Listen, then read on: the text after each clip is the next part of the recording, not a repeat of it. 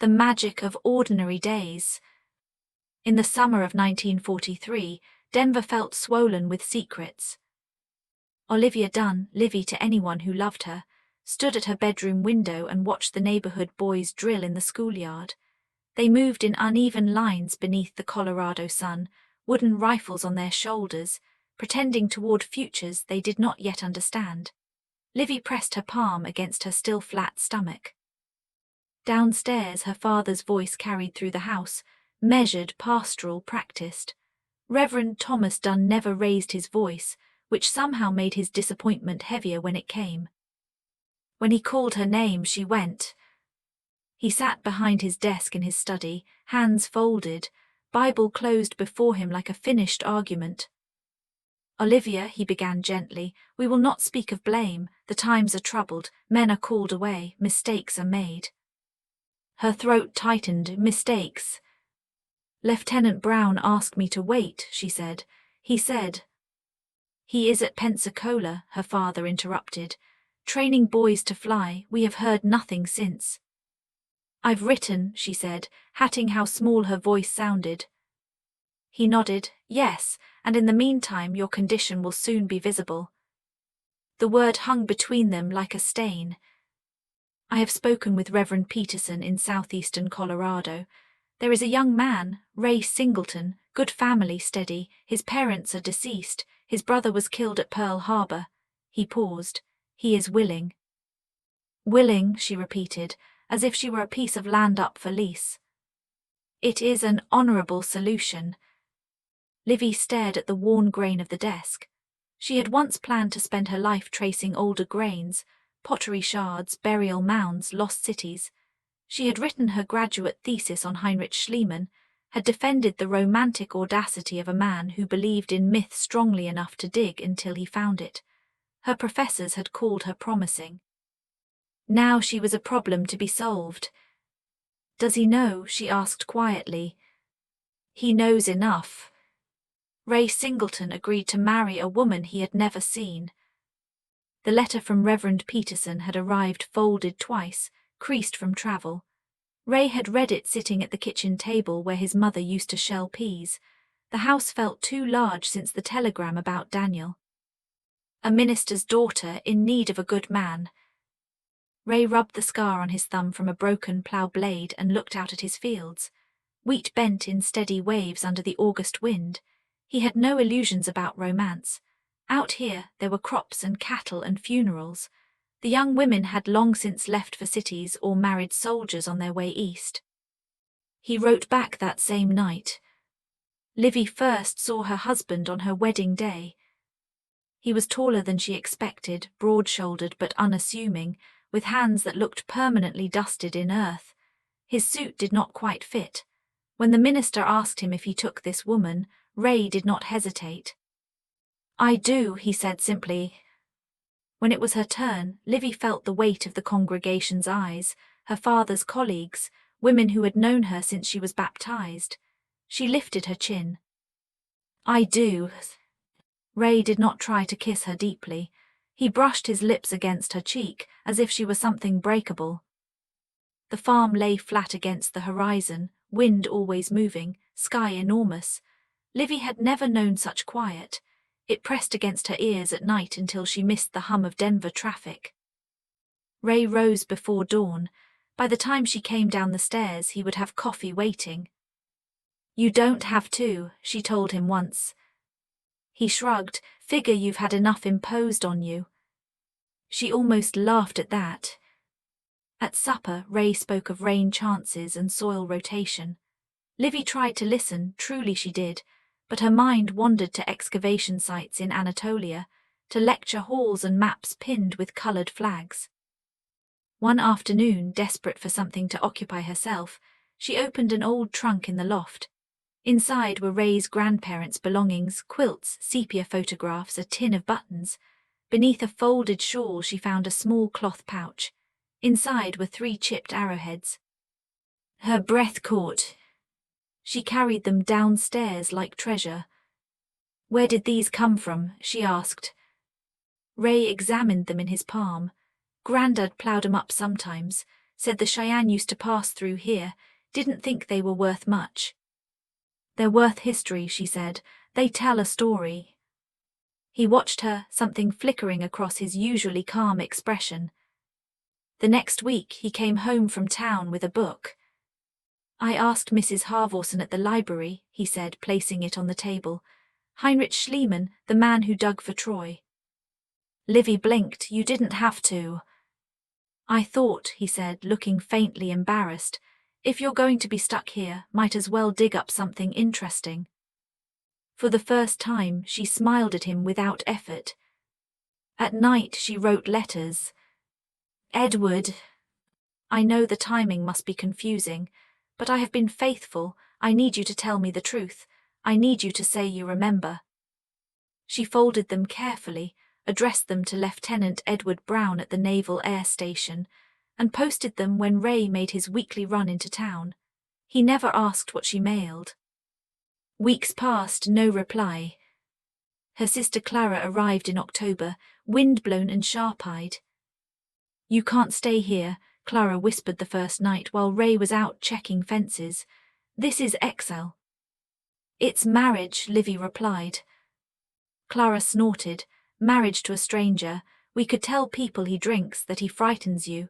No one would question it. Livy stiffened. He doesn't. That's not the point. It is to me. Clara studied her. You're going to waste yourself out here. After Clara left, the house felt lonelier than before. With so many men overseas, labor was scarce. One morning a truck rattled up the lane carrying 3 Japanese-American men from Camp Amash, assigned to help with harvest. They worked quietly, efficiently. Later, Livy learned that 2 of the internee sisters, Florence and Rose Yumahara, were housed at the camp as well. They had both been college students in California before relocation orders uprooted them. The first time Livy visited the camp, she felt the shame of it like grit in her teeth. Barbed wire, watchtowers, laundry strung between barracks. Florence greeted her with a firm handshake. You're the farmer's wife who likes arrowheads. And lost cities, Livy said. Rose smiled. We used to argue about whether Troy was real. For the first time since leaving Denver, Livy felt her mind stretch. They spoke of literature, of injustice, of the strange math of loyalty in wartime. Do you ever think, Florence asked once, that history is just a long record of people drawing lines and daring others to cross them? Livy thought of her own invisible line. The letter from Edward arrived in early November. Ray picked it up with the mail and recognized the return address immediately. He held it all the way home, dust rising behind the truck. He did not open it. He handed it to her across the table. I reckon this is yours. She felt the heat rise in her face. I meant to tell you. Seems you've been meaning to for a while. After supper, he left without another word, walking toward the fields as dusk swallowed him. Livy broke the seal. Olivia, there must be some mistake. The dates don't align. I couldn't be the father. I wish you well in your marriage. The words blurred. When Ray returned hours later, she was sitting in the dark. He says it's not his, she whispered.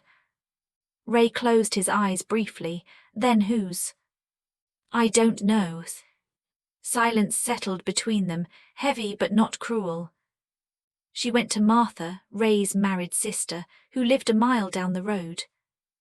Martha listened without interruption, rocking slowly in her chair. You love my brother, Martha asked gently. I don't know how to, Livy said. He deserves someone simpler. Martha's mouth twitched. Ray ain't simple, he's steady, that's rarer. She reached across and squeezed Livy's hand. If you're leaving, do it quick, don't let him build hope on sand. That night, Ray stood at the foot of their bed. I can't pretend this don't hurt, he said, but I won't trap you. He held out a small velvet box. Inside was his mother's wedding ring. You'll be happy one day when you forgive yourself. Her chest ached at his quiet certainty. At Thanksgiving, surrounded by neighbors and pie and forced cheer, Livy stood to speak before she lost her nerve. "I didn't understand what family meant," she said, voice trembling. "You've shown me love that doesn't bargain. I won't forget that." Ray did not look at her. In December, Florence approached her with a secret. "There's someone I want you to meet," she said, eyes bright. "Walter." They drove south beyond the camp, dust trailing behind the truck. Walter waited near a dry creek bed, dressed in an MP uniform. The moment he spoke, Livy heard it, the clipped consonants, the rounded vowels. "You are Florence's friend," he said carefully. She turned to Florence. "He's German." Florence's chin lifted. "He's a prisoner. He doesn't belong behind wire any more than we do." "You could be charged with treason." Florence's hands trembled, but her gaze did not. "So could you for driving him." Livy drove them back in silence. Near the camp she stopped. "Get out," she told the sisters. Then to Walter, "You're coming with me." At the house she handed him Ray's spare clothes. "Change, leave the uniform." He hesitated. "Why help me?" "Because history won't forgive any of us if we don't try to be better than it."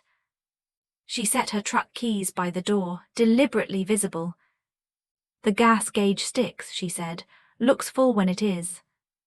Understanding flickered in his eyes. After he drove away, she called the police.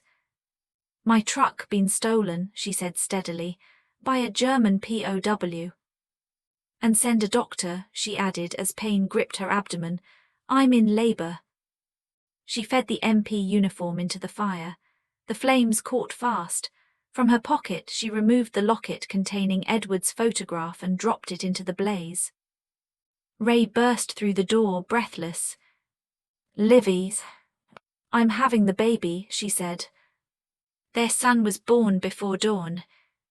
Ray stood awkwardly beside the bed, as if afraid to touch anything sacred. "He's strong," the doctor said.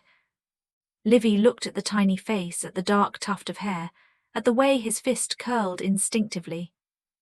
"Daniel," Ray whispered, voice breaking. She reached for his hand. "I'm staying," she said simply. He bent and kissed her, not careful this time but certain. Spring came slow and green.